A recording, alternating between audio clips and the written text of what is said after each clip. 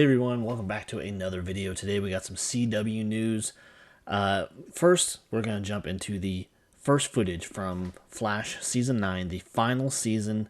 They released a little teaser last night, and I wanted to jump into that with you guys, and we're going to check that out. And I've got some other stuff I want to get into as far as they revealed some release dates for a couple things. So, without further ado, let's jump into the teaser trailer for The Flash Season 9.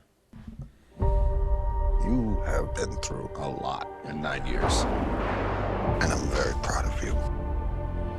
It's not over yet. I need your help to save the world.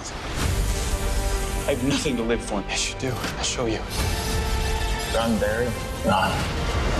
We can do the impossible. Flash! Let's do this one last time. The Flash final season begins February 8th, free next day. Only on... Well, as a final season, it does look good with that, because it's only 30 seconds, so it's not a lot of information that they're going to be presenting us. And so I know that a few, and we saw them in the teaser, that a few faces from the past are going to be returning, and it looks like we did get a shot of Killer Frost possibly coming back to life, because it was revealed at the end of last season that was something that Caitlin was trying to do, because she was actually killed last season and she was having a really hard time dealing with it and really hard time mourning it. And also they had I can't remember his name, but the guy that was dating her, he was really just struggling getting by, and so him and Caitlin got together and they were going to bring Killer Frost back, and it looks like they might actually have done it. Whether or not she comes back exactly how she was, because these things tend to go, if they bring these characters back, it's probably going to go bad. They're not going to come back exactly the same as they were. I'm really excited for this last season. I watched it from the very beginning, and with The Flash having its ups and downs, there were definitely seasons that were worse than others, and some of the characters they introduced and everything. So either way, I am excited for the last season, and I will watch it to the very bitter end, because this season is only supposed to be, I believe, 13 episodes.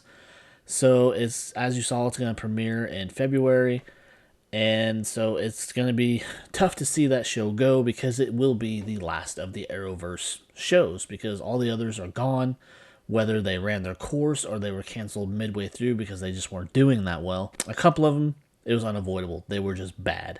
But it'll be bittersweet to see the show end, because it's good that they can end on their own terms and not be forced to end or leave us hanging with a cliffhanger that never gets a resolution. So I will be happy to see it end on its own terms. Other than that, there is a couple other DC CW announcements. They finally released a release date for Superman and Lois Season 3 and Gotham Knights. They are going to premiere on the same night, which will be March 14th, and they're going to be one after the other. And so we'll get to see how this new actor, Michael Bishop, will be for the part of Jonathan Kent. I really enjoyed Jordan Elsas personally, and it always bugs me when they recast a part instead of maybe writing a story so they can write that character out. So it'll be interesting to see how he adapts to that character, what the chemistry will be between the other actors, and what they can really do with him, because they say in the synopsis for this next season that he's going to be kind of trying to rediscover who he is. And so, because he doesn't know who he is without his sports, because he's a big football player, and now apparently he's not. And being the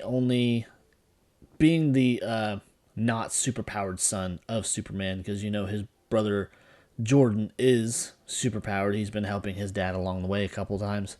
And so he's probably going to be coping with that on some level too. But with that, we also have, like I said, the announcement of Gotham Knights premiering on that same night. I personally am not looking forward to or holding any kind of high hopes for this show, because we got a teaser trailer way back during Comic-Con, and I didn't like it. I did not like what they were doing. The story I'm not hugely familiar with, but it doesn't seem like something that's going to hold the test of time. Maybe they'll get a season out of it. The only part that I'm remotely looking forward to is seeing Misha Collins come back to our screens, because he did play Castiel for several seasons during Supernatural. And so he's going to be coming back playing a version of Harley Dent that is not Two-Face, so that's going to be kind of weird. And so it'll be interesting to see what they do with these characters, but at the same time, I don't have high hopes for it. I don't think it'll do well. I could be completely wrong, but with that said, I will just have to give it a chance. But judging from the trailer alone, this is just one thing that bugged me. They had that little flash or that little snip scene where it shows Bruce Wayne / Batman, what looks to be maybe gunned down in the street, which is kind of a really unfitting end for Batman. I mean, he's fucking Batman. He should be able to avoid that kind of shit. He's a highly trained fighter and detective and everything else, and you're telling me someone's going to take him out in the middle of the street? So that part I'm not particularly happy with.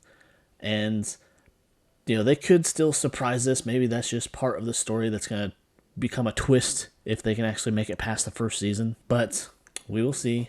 And that's just kind of my thoughts and comments on those last two things. Excited for Superman and Lois, but at the same time, I am nervous for this new actor coming in, taking over Jordan Elsass's Jonathan Kent. But I'm glad to see that the show is getting a third season.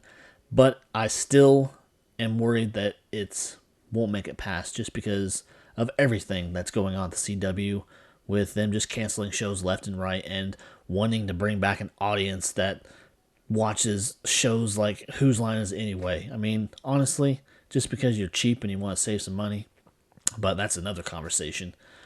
And with Gotham Knights coming, nervous about the whole thing because I didn't like the trailer. Maybe it'll surprise me.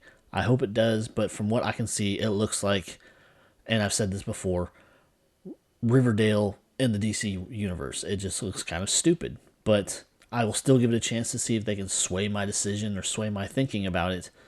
So I guess I'll do it.